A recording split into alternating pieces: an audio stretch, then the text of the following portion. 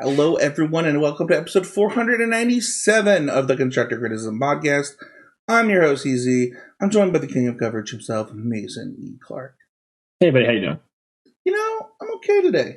I'm a little sleepy. Didn't sleep well last night, but, I had the day off, so kind of relaxing. Happy President's Day as of the time of recording, Mason. Yeah, it was a good day. Good, I'm glad to hear it. That's awesome. It's good to always have some time off. Yeah, it's nice. Got a pretty busy week at work, but, we're not here to really talk about us this week. We're here to talk about Standard. Mason, I think it's safe to say that people think it's the best format right now. That's what the buzz is around the streets. And we're going to talk about some of the best decks performing for people right now. Before we do that, though, we're going to talk about always improving. It is the point of the show. We want to do everything we can each and every week to be trying to get better. I missed last week, and I miss Abe, man. I'm not going to lie. This is week 3 of me or Abe, one of us missing the show, and I miss him. So I just want to give a shout out. Abe, I miss you. Getting ready for that Pro Tour. But I'm going to go first and talk about my wisdom this week. This week, Mason, I got to play in a 1K team event where it was Team Trio's Standard, Modern, Pioneer. And I got the opportunity to play Blue-White Control in the Standard seat. And in round 2, I had an interesting play that I wanted to talk about on the show where I was at 1 life and I had a board wipe and I had a Wandering Emperor at 2.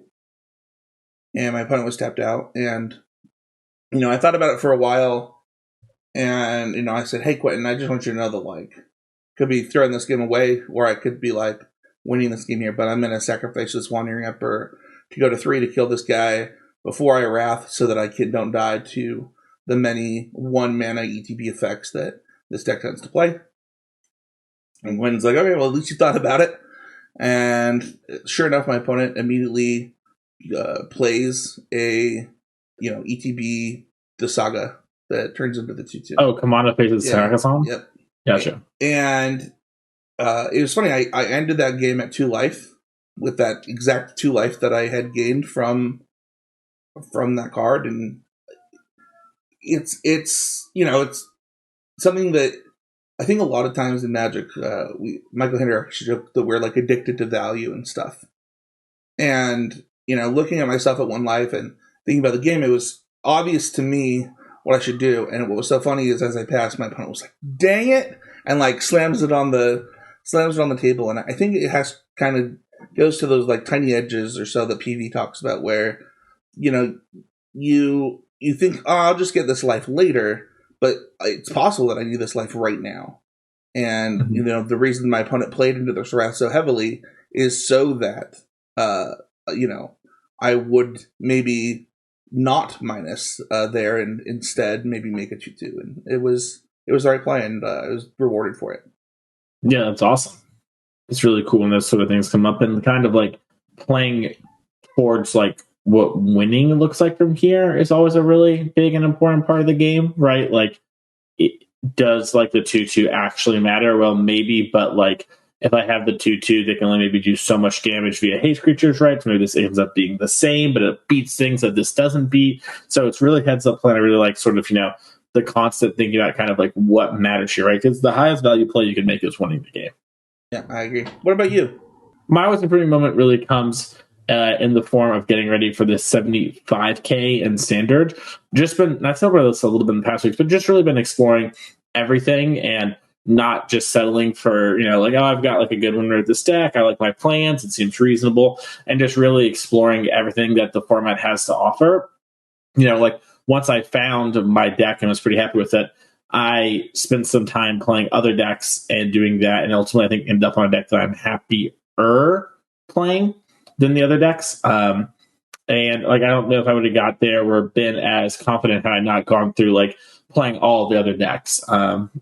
Specifically playing stuff like Esper midrange, and then getting paired into control decks on Saturday and just being gosh, this is way harder than it should be. And it's okay, I'm going to change my deck a little bit and see if I can beat it. Still, I'm struggling in a way that seems I shouldn't be.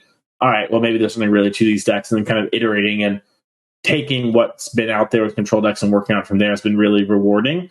And it's cool. And I feel like I'm pretty happy with where I'm going into as of right now. Still got a couple slots I'm not the most satisfied with, but it's been cool to sort of, not settling and really exploring and being willing to be like, okay, yeah, I think this deck is good, but let's check out the other decks and see kind of how they're doing and try and find the actual best thing.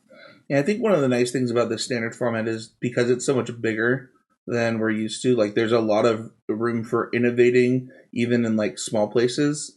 In our Discord today, people were asking about that matchup specifically too, and it's like, well, it kind of depends on a plan that you want to have while also presenting, a solid 75 overall. And there's a lot of Magic cards in Standard compared to how many Magic cards are usually in Standard. So. Yeah, and it's weird. We're actually at the tipping. Well, I guess we're right before the tipping point, right? Like Thunder Junction, just a month and a half, will be the biggest Standard has ever been, and it will theoretically never get bigger. That will be the last set, and then after Thunder Junction, a couple months later, we'll get Gloomhaven or whatever it's called, the Willowborn thing. Regardless, we're kind of at like this bigger thing, and you're right. Like, this is a huge Standard compared to most things, and even though it is so big, it's interesting because the cards have been fairly impactful and changing. And typically, we saw a Standard format. If we had two sets, things didn't really move as much. I kind of expected more of that to an extent, outside of high synergies that are enabled from the past years, and realistically, the time in which they weren't testing for this stuff to happen. And I've been surprised with how good it's been. So it's exciting, along all things considered. That is going to do it for Always Improving. If you want to support the show directly, one of the best ways to do that, even though the show will always be free, is head over to patreon.com/ccmtg like David did. David became a patron of $5 or more, getting them access to the Discord. Welcome to the Discord, David. I saw you jump in there today. It's nice to see you in there in the streets already, talking about things like Standard with other players. If you want to be like David and jump into those conversations, heading over to patreon.com/ccmtg. Another great way to support the show is with our sponsors. Specifically, the first one I want to talk about is Heavy Play. And I want to tell Mason a story about Heavy Play. Because as expected, when you show up to a tournament with Heavy Play products, people ask questions. Because they're unique and different and really cool and really nice. And so our entire team is using Heavy Play sleeves because after giving my friend Quentin a pack of the ones that we got from our sponsorship, he went out and bought a ton because he just loved them that much. And in our top 4 match, people were like, oh, like, where do you get them? And I was like, oh, yeah, you just go to their website, use the code CCMTG, and you'll get 10% off, right? And Quentin goes, oh, I didn't know you had a code. And I was like, well, what code did you use? And he goes, oh, I used Jerry's. And I looked at him like, are you for real, man? Are you for real? And everybody at the table just cracked up. Did he really not use our code? He really just used Jerry's? He really did use Jerry's. And I was like, what the heck, so man? So, all right, Ryan, you hear that, our sponsor ambassador. Yeah, take X% of Jerry's, move it to us.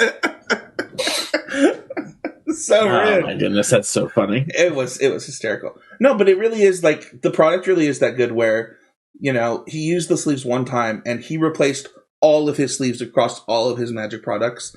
That's kind of how sweet they are. And once again, that code is CCMTG for 10% off. And then don't forget that you can check out our other sponsor. Use the link in the description below for go to untap.gg. It is the best companion app for Arena. I used it today. I use it every day. I'd never turn it off because it's that helpful in games, as well as if you're new to our draft format, one of their best things that they have is the Draftsmith features. I know that a lot of our constructed criticism patrons, we have a limited channel in there. People be drafting all the time.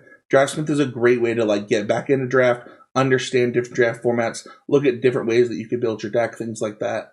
And then finally, our last sponsor for this month's sponsorship is Mana Candles. Mana Candles is a great product. We talked about them a little bit last month, but I got the Fire Mountain right here. And I just honestly, I'm a candle guy. My wife kind of turned me into a candle guy a couple years ago. I have got this candle back here that I've been using, so I haven't cracked open the Fire Mountain yet. But man, they're so good, and I know that you just cracked open the Forest one, and we're pretty pleased. Yeah, it has a scent to it that's pretty nice. Yeah, I like the Forest one. I used my Forest one so much that it is completely gone. Just used it way too fast. So check them out. Their Etsy store link should be in the show notes below, and they make different one for every color, and we really appreciate the sponsorship from them as well. That's going to do it for the housekeeping, though. Let's dive into the main topic, which is standard power rankings. So let's start with how do these rankings work. Every so often, we dive into the data and give you a look at how decks are performing, give them points according to their finish. So the way that works is if you are in an event that we use, you get 6 points for first, 5 for second, 4 for top 4, 3 for top 8, 2 for top 16, and I did not use the top 32s due to some of the sizes of the challenges, but you would typically get 1 point for that. What events did we include this time? So the last 2 weeks of standard challenges, and then the 5K from the Energy this past weekend.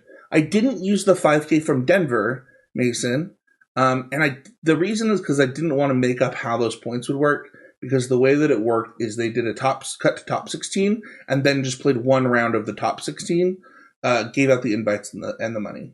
So we didn't include that data. That being said, there was a kind of a tie for 8th place, and I figured we wouldn't cover these decks too much, but kind of the blue mid-range decks, the blue-black mid and the blue-white creature decks, both came in with 9 points. So one of them was a flash deck, one of them a soldier deck, kind of like how we combined them last time. I just combined them this time. What do you think of these blue mid-range decks and their place in... I mean, this is a huge drop from where they were when we did our power rankings just a month ago. Yeah, they really struggle against decks like Boros, Convoke, and Toxic. And when we were doing our thing before, I think it was like right on the verge of Toxic really becoming a player in the format. And then obviously Boros Convoke has really hit the stage with the Murder Karlov Manor. So I think these decks kind of struggle and haven't had exactly the right tools to adapt yet. And I think that is something that, we're going to see players with time get better at. A deck that I personally played a lot of was like Rakdos mid-range, but a more aggressively slanted deck. And like I even missed on the card Hidetsu Consumes All over Past Apparel, just being better in that deck for solving the problem I went into against those decks. And like that's something that I found today. It's like, oh wow, I should say shown today. And that really, helped me there. And I imagine there'll be more stuff in time like that for these decks as players explore, but they do sort of struggle, and they're sort of the smaller dog in all the other mid-range battles, and they really excel against decks like Domain Ramp and Blue-White Control. That's kind of where they are much better at competing. And those decks, in one case, a Domain Ramp has fallen significantly in player representation. So that makes it a lot harder to, kind of prey on those things. Yeah, I will say, I got a chance to look at some of the matchup spreads with Matt Kling today while making the power rankings. And, you look at some of these blue mid-range decks and, like, for example, Dimir mid-range, like, is a pretty big dog to Bant Toxic. And also, has a losing matchup against Boros. So, like, isn't doing as well against the aggressive decks as you would hope from your mid-range deck. And then also just is a dog against the other blue mid-range decks. And so it's like, okay, what's the real reason to end up playing something like this if I'm not good at any of the matchups except for Rakdos and the Mentor deck, which I wouldn't play anyway. I have a question when looking at these. Did we make legally Esper in the blue-black camp? Because it is blue-black with Rafine. Yeah, anything with Rafine was considered Esper. Okay. Yeah, because that's one where I've seen people. We saw Benjamin Ungar make top 8 of the NRG. Top 4 playing blue-black splashing Rafine essentially. Yep. And that is something where I think you need to move in that kind of direction you have to, right? Because we talk about how that's kind of why that's a really good point. Because otherwise you just can't keep up on the kind of quality in a lot of those blue mid-range mirrors. Yeah, you're really leaning on cards like Deep Cavern Bat against decks like Toxic as well and Convoke. And so being able to do something like Bat into Rafine or Gix is kind of how you're going to best win those matchups. And the nice part about Rafine is you can start conniving and gaining more life and maybe provide you a buffer from that first, maybe Imitating Recruiter attack, and then you can start stabilizing from there. But yeah, I'm really curious to see kind of how those decks evolve over time. Next up with 10 points, we have Bant Toxic. This deck actually won an event too. So it has a 6-point finish and 2 top 16s. This deck is really interesting to me in its place in the meta because it really came out trying to just beat up on domain ramp, right? Like that was the reason that somebody might pick up Bant Toxic. And the problem is that it has a really, really bad Boros Convoke matchup. Like unwinnable bad. Like it's like it's an 80-20 matchup on paper. And that's a hard place to be in this format. Yeah, Convoke is one of the best, if not the best deck in the standard format. And I think, the big thing to think about is Bant, Toxic, and Invoke are trying to do actually very similar things, but one deck can block and the other deck can't.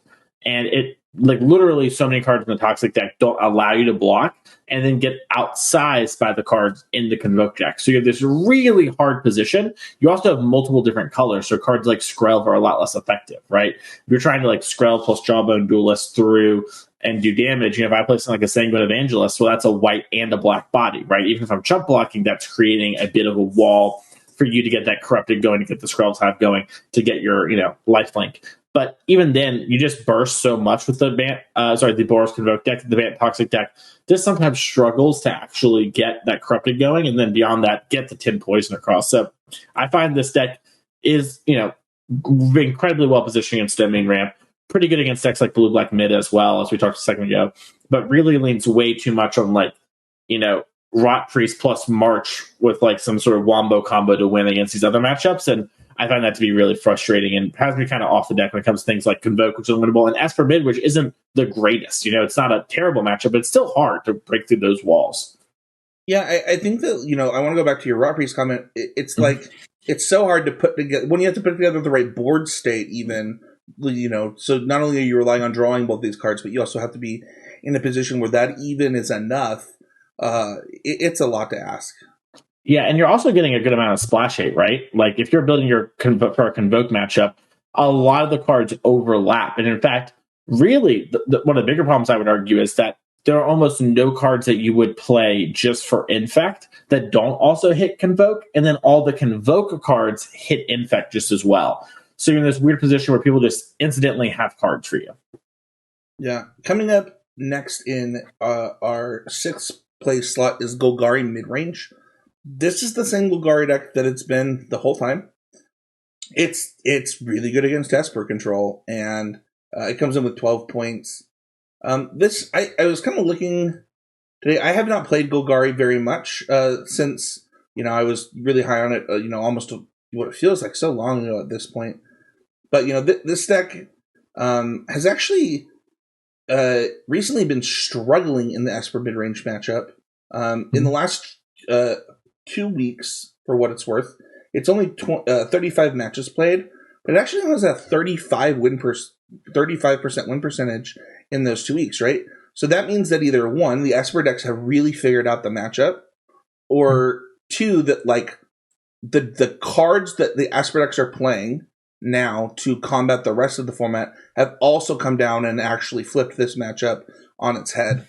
And, it makes you wonder, like, okay, well, where am I here? Like, am I just here to beat other blue mid-range decks that aren't Esper? Is Esper the most popular version? Like, what am I doing? Why do I want to be Golgari Mid right now?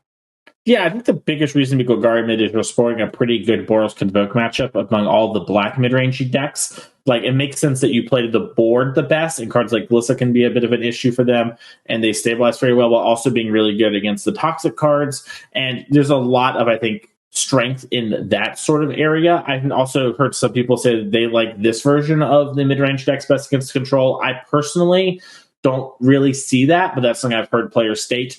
And yeah, I think Golgari Mid just kind of has like classic pretty good in a couple spots. And I do think the Esper mid-range matchup has kind of fallen behind as the Esper decks have moved in a certain more direction. But, Glyph the Sunslayers is still a very strong card. And really one thing you're going to notice as we talk about this is that the black mid-range cards really are defining the format. And it's how do you want to play with those black mid-range cards that is, everything is kind of revolving around. And Golgari is just one of the flavors to do that. Yeah, for what it's worth, this is something that we'll probably talk about when we get to Blue-White.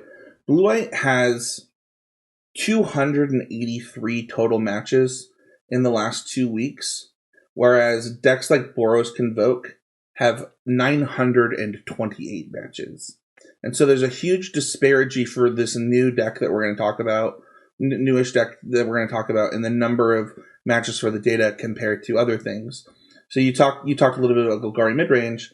Well, that's Golgari supporting 19 matches played at 21% win percentage against Blue-White.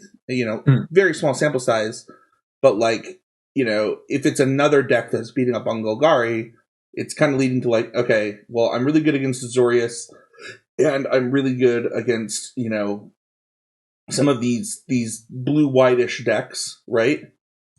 But where am I getting my other stuff? And strangely enough, if you look, red deck wins huge win percentage, crushing it.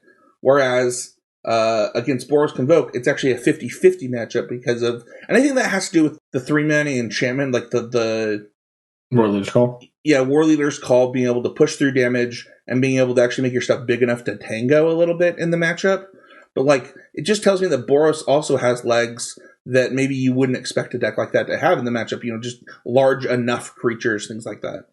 Yeah, I think Case of the Gateway Express also helps a ton, right? I tap out for a Glissa or a Shieldred, you case me. We'll get more into that, I think, when we get to the Boros Convoke deck as well. But I just think one thing to keep in mind, is I think most of the black mid-range decks are not great against the Convoke deck. I have not seen the data that you're looking at right now, but I can say that, that is one of the problems with them, is that you kind of struggle in game one. So that should be a sign that Golgari players are starting to figure stuff out. Once again, I haven't seen the data you're looking at here.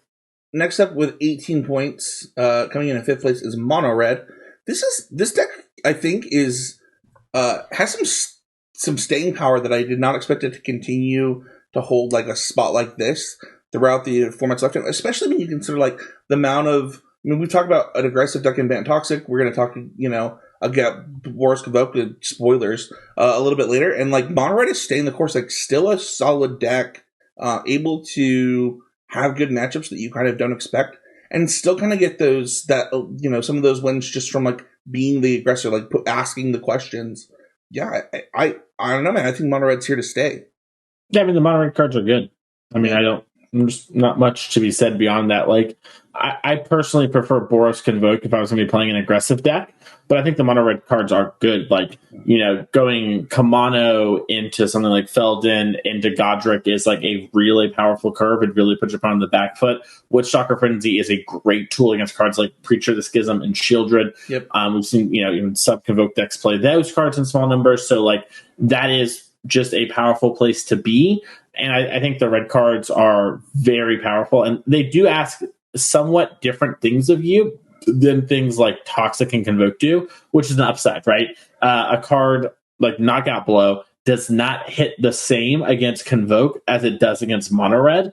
And as players look more towards Convoke, you're getting a lot more game now because you're not getting your 3-mana play answered and gaining a couple life for a single mana out of these white decks. So I think that the Mono Red deck is quite good. And it makes a lot of sense to me that it's going to kind of fluctuate with where it is in our rankings, depending on everything else going on. I think that's a sign of a good, healthy standard format. Yeah, I think so too. Let's talk about Domain Ramp next. This deck comes in with only one more point in our 4th place slot at 19 points. And it was the boogeyman kind of coming into the standard RCQ season. And Mason, you already kind of hinted at its kind of fall from grace. Do you want to kind of talk about your thoughts on what's happening here? I think there's a lot of things going on with Domain Ramp. I'd be curious to hear what you think of this as well. One of the things I will say is that everyone kind of came in and kind of knew Domain was the deck to beat. And a lot of people have been picking decks and playing decks. And every deck we're looking at here in our top 8 has a pretty good domain matchup at worst, or has plans for domain. And I think that's really telling. We don't have a single deck here in the top 8 that I would say is just a complete dog to domain, like even post board. Maybe there's a little bit of debate there, but for the most part, people are coming in and they're respecting the deck, and that's going to move its position a little bit. It was a clear number 1, and also the format sped up a lot. Bant, Toxic, Convoke, these decks are able to get underneath you very quickly and are forcing decks like Domain Ramp to play lots of temporary lockdowns, which is not as effective against things like Esper midrange or some of these like mid-rangey black decks of other colors. So I think the Domain Ramp deck has had that problem coming on, and it really also hasn't gained much. There hasn't been a ton of innovation. I personally tried to innovate a little bit. I like some of my stuff, but not enough to play it over the other decks. Tried doing things like the Case, tried doing things like Depopulator versus Sunfalls, tried playing a ton of Black Virtues, just playing 4 and changing the mana base. And all those things were fine, but they didn't move the needle enough for me in all the matchups. So I think Domain is still a very good deck. I do not think it is the best deck in Standard, but it is super solid and does force you to come with answers for it, because if you don't, it is good and it will run you over. Yeah, I think that Domain is in like the spot of like, it's fine if you like want to play a 5-color ramp control deck. That's a good deck. Like that's kind of where it's at. Domain is one of the decks that we do have the most matches. Like it's in the top 3 most matches played category here. So when you think about that, it's because I think the reason that you see that is because it is one of the best decks, and so naturally it's going to have more matches played. It also was one of the best decks going in, still one of the best decks going into this new murder set, right? And to me, like I find when I look at chunks of data, whether it's 2 weeks, whether it's the lifetime of this deck, the way that this deck innovates is it innovates at its threat level, and it's really found kind of its sweet spot at its interaction level, its kind of its RAM packages. We've seen a lot of different lists trying those things, and what we end up seeing is a lot of people trying different things at its threat level to either go bigger, gain more card advantage, kind of different things. And I think that makes it hard for its matchups to shift wildly compared to when you look at a deck that like can like interact with you at a certain axis that it wasn't interacting with you at. And I think that makes it hard for this deck. That makes a ton of sense to me. I also think that Lockdown itself actually ends up being a little bit better against Domain Ramp than people realized. Just being able to hit the Beanstalk at the same time as, being a really cheap answer to a bunch of beasts coming into play has surprised me. As far as like, maybe I actually am keeping in some lockdowns in this matchup that I would normally think that it would be one where I would side them out. But like when you play like blue-white control, for example, the best card against you is actually a 2-drop enchantment that thing kills. Mm-hmm. So interesting. Yeah, and then Herd Migration forces you to have a Wrath. This is a 3 mana, so it's 7 for 3. Yeah, interesting. Okay. Yeah, so the next deck comes in, the deck that you really were hyping up when the set came out, Mason, and that's Boros Convoke. Can you talk to me about? I mean, obviously it wasn't on our last one because it didn't exist yet, but all the way up to number 3 with 26 points. Yeah, I mean, I'm looking at the data now, and Boros Convoke has some really strong numbers with 928 matches played, differing numbers in the matchups here. But the long story short is Boros Convoke is a deck that is very good at having fast starts and putting your opponent on the back foot. And even if your opponent starts to stabilize, one of the big problems that players have is actually killing the Convoke player before the Convoke player can sort of burst through that. So Convoke has draws that are like Pioneer level. You play something like Volder Epic here on turn 1, Gleeful Demolition on turn 2, and put Knight Errant of Eos, off like a white land. That's like a really strong start, not even your best start. That is literally not the best start your deck can have, and that is so good. And I think the deck just has draws that even like its worst matchups on the draw cannot beat things like this, right? So the deck is very good. It is powerful. It is proactive. It plays like a weirdly good tempo game as well, like with the removal and like things like Case of the Gateway Express, just absolutely blow your opponent out. Just killing their 3 or 4 drop and then attacking and then threatening even more damage the rest of the game is huge. So I have really liked this deck. I thought it was very strong. And honestly, the thing that I think I and many others have against it is its mana. It has the worst mana of any deck in Standard. But despite that, it is still putting up really good numbers. It just sometimes loses to its own mana base, and that's hard to pick a deck like that when you're playing something that's like a four. For example, I'm playing the 75k. 14 rounds, a bad mana base is going to come back to bite me way more than like, let's say, a 6 round, 7 round challenge, right? Like I can afford to lose a bit more like that and still end up in the top cut. And also I'm doing it from home versus flying, so there's a bunch of stuff there. But yeah. Yeah, I agree with everything you said. I'd just like to add on, like, because I think this deck is very good. And one of the things that's really strong about it is, we talked a lot about, like, the blue-white tempo and mid-range style decks, kind of like the blue-white creature decks a couple weeks ago. And the reason I like them is, like, it's really easy to just keep gaining cards somehow while still applying pressure. And I actually think the Boros Convoke deck is really good at this, too. You just end up with still having cards. And, I got to play against this deck with Blue-White Control this weekend. It was actually what knocked me out of top 4. And while the matchup, I think, is like, it's pretty doable, I should say, for something like Blue-White. What ends up happening, in my opinion, is like, even if the matchup is close to like 45 or 50-50, the problem is like, you have to find a way to close the game out with blue-white control. It's not like other aggro decks where you're like, all right, this is my pivot turn. Like, this is where I'm going to take over the game, because every single draw is like a kind of a real threat. Especially like, you top deck, is it Recruiter? I'm trying to remember the name of the... Emodane's Recruiter. Yeah, thank you. Just, there's so much that can just immediately changed the landscape of what had just happened in the last 2 turns. The things like Mono Red, a deck that, I said I think is pretty strong, doesn't really have that opportunity like this deck does, and thus puts this deck as the very clear best aggressive deck to me. Yeah, I mean, the deck is very good. Numbers back that up.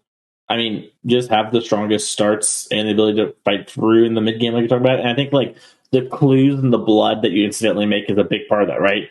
I draw my 1-drop, I'm able to, like, use my extra land I had in hand to either draw another card in the turn or, like, cycle it away with my blood and just move through my deck. And when I have those few power cards, like Knight Errant Eos, that find Emodanes, and then I find War Leader's Call or Segment Evangelist or Case the Gateway Express, I have a lot of really good cards that push damage, and I think the deck is really, really good. And I'd be very happy if someone told me I had to play Boros Convoke all season. It's like, great.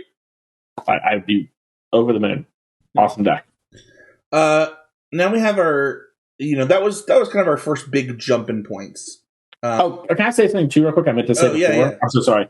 I think a lot of people are overestimating how good their sideboard cards are against Convoke. One thing I've noticed is people are saying stuff like, oh, I've just got like Mono Red has like 4 in the festivities.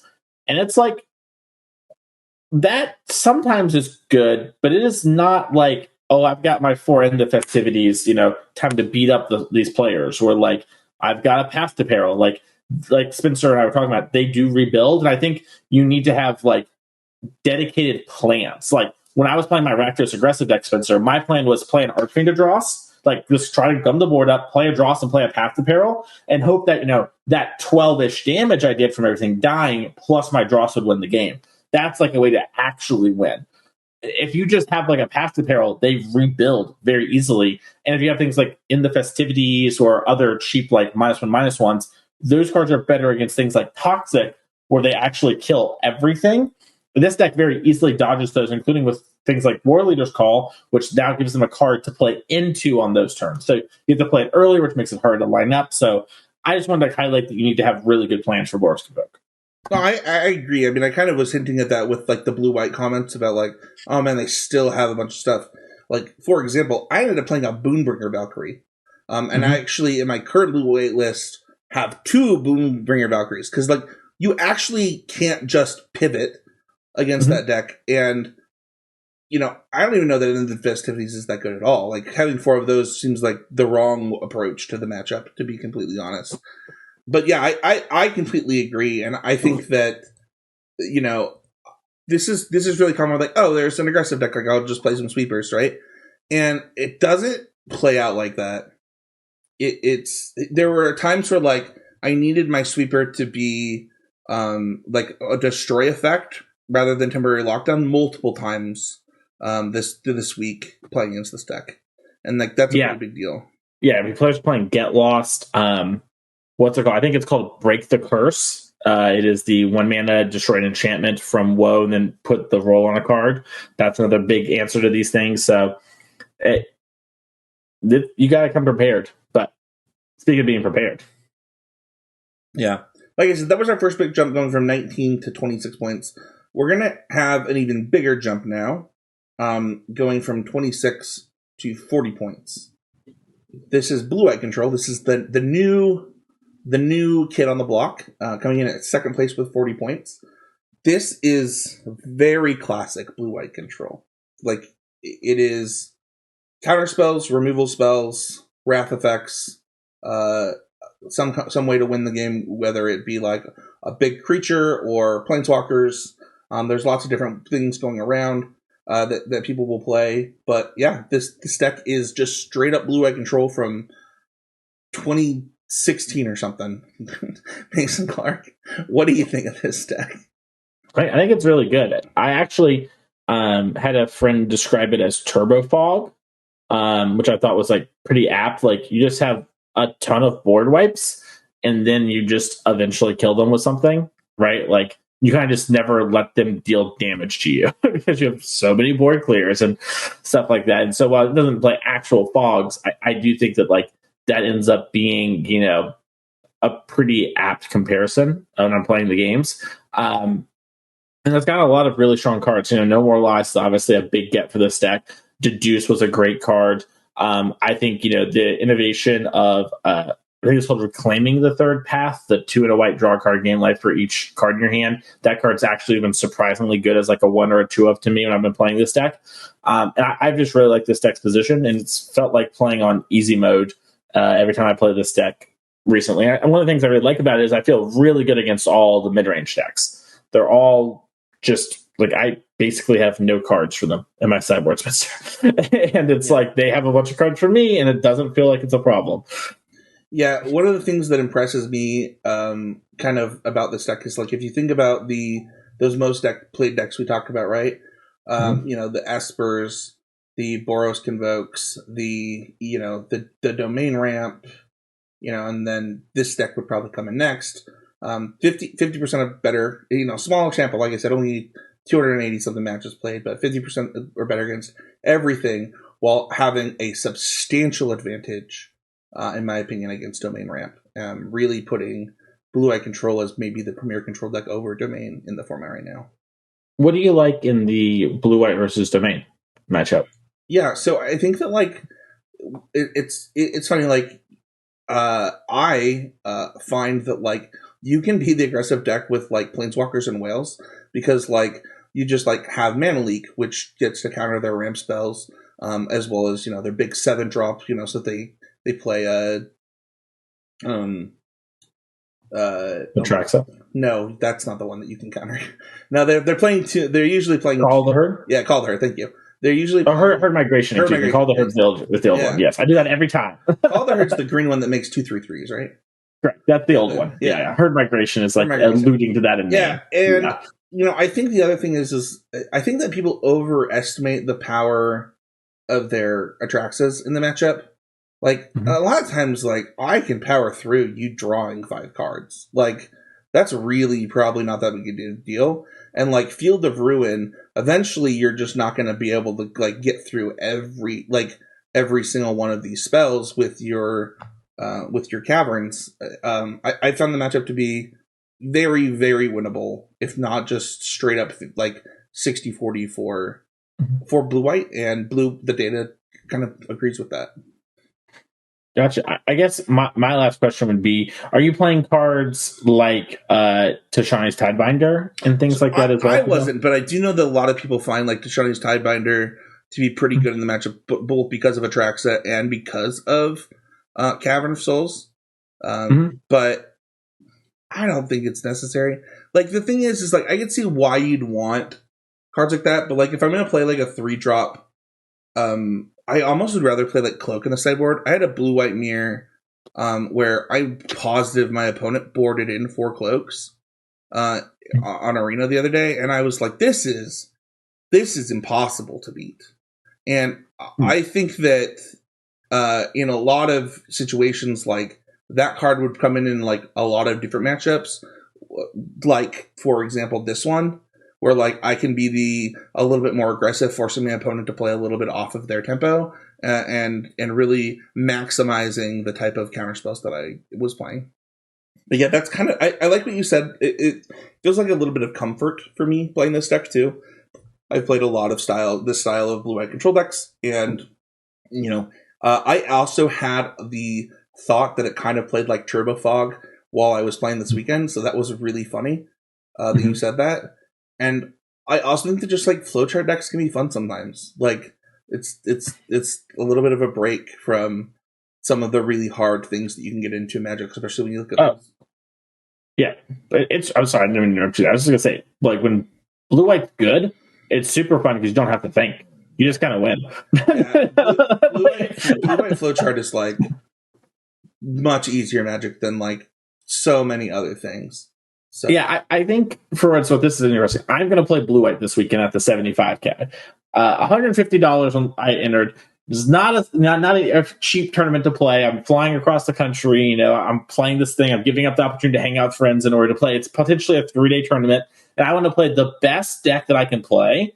That also is the easiest to play because I have to play so many rounds.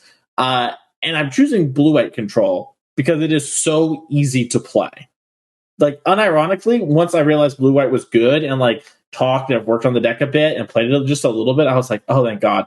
I literally, Spencer, was watching TV today and I was chilling and playing and climbed from it came in at like 94% whatever to Mythic this month, and then got up to like 200, literally watching TV and climb, just not even thinking about my games. I was like, thank God I found a deck that's actually just so well positioned, and it's just not going to change that much between here and Friday for so many players. And I literally can't describe how like weight off my shoulder I felt of just, I have a broken deck and I don't have to think. Yeah. And when I get to play the tournament, I get to think so hard and I just won't miss the little stuff. It was just, I can't describe how relieved I was. I'm glad. Yeah, I think it's a good choice. Do you like the Ezram card, by the way? That's the one thing I keep seeing people talk about that I just can't figure out if I like. The Ezram card? Ezram, the agency chief. It is one white, blue. No, I think it's just like we talked about this in our team chat. Sorry, finish what the card is for the listeners. It's one white, blue, 5/5 flying legendary creature, Archon Detective, if that comes up. When it enters the battlefield, it investigates twice, and then you can do sack an artifact, and this creature gains either Vigilance, Lifelink, or Hexproof until end of turn. No, I would just play Baneslayer and just on the sideboard. Sure. No, I think we were talking about this card when we were building the blue-white deck for both the 1K and then the challenge this weekend. And, like, it's so... Like, I just want it to do all the things, and, like, it's fine. Like, it obviously doesn't have hexproof or whatever, but it's not like I'm boarding in against a go for the throw deck, so... And like, having it in the main, I just think Whale is better. Like, I just think that, there's so much aggression in this format specifically that I would much rather be playing Hornlock Whale. So interesting. Yeah, I was wanting to sideboard Hornlock Whale instead of play this card. Yeah, I would do the reverse. Sure. I have no creatures in my main deck. Fair enough. I did see the list that was running no creatures. I did. Yeah. You were talking about the Gain Life card. Let's go into our number one deck. It's another pretty big jump in points, but it is because of the way that we added the data together. This is everything legally Esper, and that's Esper midrange coming with 53 points. The data that I have presented to Mason also does it this way, so it feels pretty fair. As we're talking and using this data, this deck's just good, man. Like it was just a good deck coming into this. This format, and nothing has changed. One of the really nice things about these Esper, just Rafine decks in general, is that Rafine is a bust in Magic card, and it just gives you win percentage points in what feels like every single matchup. Like, it feels like I just for registering this card, I get like a free 5%. Just for free. And I think that is something really strong for any deck to have. Yeah, I think, a sign of a strong card is one that asks you to play Magic normally and rewards you heavily for doing it, right? So, what does Rafine ask you to do? Play creatures and declare combat, and probably put some interaction in your deck. Well, you probably want to do that anyways in Standard, right?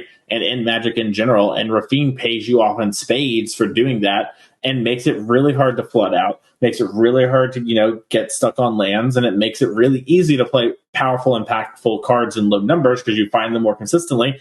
So I think Esper Midrange is one of the better decks in Standard. I was really excited to play kind of this or Rakdos Rakdos aggro at the 75k before finding Blue Eye Control. I think this deck is very good. It's very customizable. You can build it in lots of different ways and approach matchups very differently.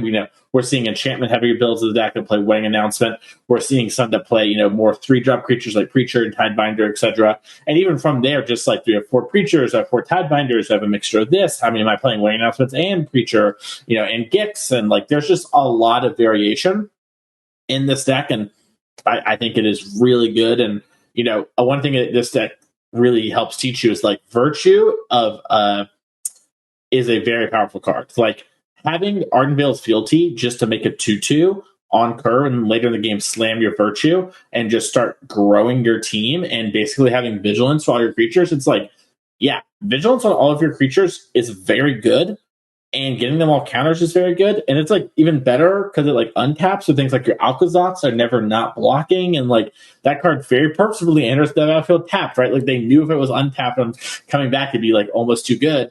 And so you just get a lot of that stuff for free. So I think Esper Midrange is a great deck. If you're thinking about playing in tournaments, I think Esper Midrange is like a deck that like I have a solid endorsement of. It will probably always be a pretty good deck in the format. Just has so many good tools. Yeah, I think so too. I think that Esper is just like a lock to be one of the good decks. You've got so many powerful things, and like there are so many ways to build it. There's Legends builds. There's legally Esper, as we call it. There's just straight up Esper mid. There's more black heavy builds. There's more blue heavy builds, and I think that it's really hard for this deck not to just be up there as like just reasonable gamer deck. Mm-hmm. Yeah, just good. That is going to do it for the power ranking segment. Mason, what would you play? I guess you already. I'm going to play blue white. If I couldn't play blue white, I would play Rakdos aggro. Just like an aggressively slanted mid-range deck. I put it up on my Twitter. If you want to see it, I climbed a mythic with it. I'm very happy with that deck. I put a lot of time into it. It's super fun. Rakdos mid-range has been doing awful. I don't know why people keep registering awful Geological Appraiser and Company Carnosaur. Just put good creatures in your deck. Like it didn't do well in the power rankings. So I think maybe people are starting to realize it at least. I mean, it's been this way though for like so long that like the cruelty of Gix Carnosaur stuff. It really is funny. And Dom really, I think, nailed it on the head with Dominar's Judgment talking about it. But on his podcast, he talked about how Gul Dukat won a challenge playing 4 Praisers and I think 3 Cruelties and 4 Carnosaurs, which is like kind of the staple of that deck. And kind of just tweeted like, I don't think this is actually that good. I kind of just wanted to try it. And I don't believe plays the deck in that way anymore when he does play the deck, is my understanding. Don't quote me on that exactly. The Cox does what he wants. But ultimately, like, that is the information cascade where players should just continue to play with those, and they're like really cool, and they are like powerful cards in the right situations, right? Like we start top decking there, 2-for-1s there, big bodies, your Carnosaur hits an Appraiser, oh my gosh, I'm going crazy, so much value. But they just don't actually lead to conducive wins against any of the decks we're talking about. Whereas playing cards like Archery into the Dross and like high numbers and Inti and being like lots of 2-drops and attacking people and playing Gix, that does win games. That puts your opponent on the back foot, and no one's really ready for you because you're not like a commonly played deck. And you have like good sideboard cards like Kadetsu Consumes All against Convoke is really nice. Ob Nixilis from Streets New Capenna is really good against blue-white control. Really good against Domain. You have a lot of game, and that's a deck that I would be happy playing at the 75k. I'm really happy I'm playing blue-white control where I feel like I'm going to get to think hard and just do so well because my deck's so strong and so well positioned. But like Rakdos is really good too, and if you like those kind of decks, I highly suggest giving it a run. What would you play? I really enjoy blue white. This weekend. I'm playing one of 3 decks. I'll be honest. I haven't actually decided. I'm either going to play Boros Convoke, blue white, or Domain. Like that's kind of where I'm at. Patreon question. Do we have 2 of the same Patreon question from the same person 2 weeks apart. This is from Alex, and Alex says, Pauper win. You know, we will do a Pauper episode when we have a Pauper guest, is my answer. And when I'm going to be busy that week. Yeah. And when Mason is busy. Yeah. Pauper is fine, but it's just not for me. I wish that they supported formats like that more. I would love to see and have a good reason to play stuff like that, but it's just so hard. I wish they supported Pauper on Arena. Like, how many people just have hundreds of commons lying around on Arena? Like, especially now, like, all of the cards that they have on Arena that they've added, like, Arena Pauper win is the real question. They've done it a couple times, right? Like, on Christmas, they did, like, the Humbug event, and that was always fun.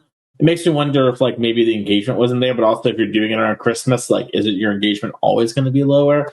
I don't know. It's interesting. Yeah. I mean, just get rid of Alchemy and give us Pauper. Let's go. No YouTube comments this week, but if you want to head over to youtube.com, leave a comment on this show, comment, like, subscribe. It is the best way to support the show for free. You can join the conversation over there on YouTube, in the Patreon Discord, in the public Discord, and on Twitter at CCMTG. Mason, where can people find you? You can find me on Twitter at Mason E. Clark. If you want to reach out for coaching, you can reach out there, or my email, masoneclark@gmail.com. We're going to hit 1 year of me coaching full-time tomorrow at the time of this recording, which is exciting. So if this episode's out, you might want to check my social media. If you want to get it, I'm going to be doing a promotion of 20% off for the first session for people. So that's going to be exciting. If you want to see me in other places, you can check out the RC coverage. I did that. Did the NRG coverage. You're going to see me on all that kind of stuff going forward. And you can find me on twitch.tv/TheMasonClark and catch me out on TCG Player every other week for the foreseeable future, writing about constructed formats. I wrote about Denver last week, and I plan to write about the Pioneer a couple days after this episode comes out. So get ready for that. Awesome. You can find me at Heezy Game on Twitter, and you can find me every week on the Need to Nerd podcast and every month on the Smash Through podcast. You can find Abe at More Nothings, where he tweets a song every single day, and you can also hit him up for coaching after the Pro Tour, after his schedule clears up. What did you learn on the show this week, Mason? I learned that you and I and a couple other people are all sort of ending up in similar thoughts on how blue-white control plays. It was like the comparison of, like, you had the thought of, like, it plays like Turbothog, heard that from some other people as well. And I think that's a pretty interesting thing that we're all coming to that conclusion, because that probably means it's pretty close to the truth, if not the actual truth. And I think that gives me a really interesting viewpoint on how to try and, combat against the blue-white deck as both the mirror and as other decks going forward. Yeah, I also think that it's probably why cards like, if you, to dive deeper into this, I think it's why I'm higher on cards like Jace in this deck than other people. I think he's really easy to protect, to the point where, like, you can just win games with that card that you're like, I should have no business for this thing to mill you for 40, but it's going to do it. But yeah. I learned this week just like that we, while there's a lot going on in Standard, there's a lot of different decks. I think that the top 4 decks, just from like a win percentage perspective, being, the Esper decks, Blue-White Control, Boros, Convoke, and Domain. I think that they're like head and shoulders above the rest in the format as far as like overall power level. And that means that, like, we have a clear tier 1 now. And that doesn't mean you can't play the other decks. Like, they're totally going to be weeks where the other decks are like, okay, I think this deck is well positioned because these decks are fighting each other. What's really interesting, though, is it seems like all the top decks have like 50-50s against each other. And that makes it weirder. Like, where do you gain your small edges? Yep, it's going to be really interesting to play out. I think it's also how, like, disparate certain polls are in the metagame of, like, fighting Convoke and fighting Blue-White Control use so much of, like, different types of cards. Yeah, that's going to be interesting to see, like, how the mid-range decks, which are the decks that can do that kind of thing, how are they going to adapt for that, and how are the other decks going to try and fight that as well? Yep. That is going to do it for this week. Thank you so much, everybody, for listening, and we'll see everybody next week for another episode of Constructed Criticism.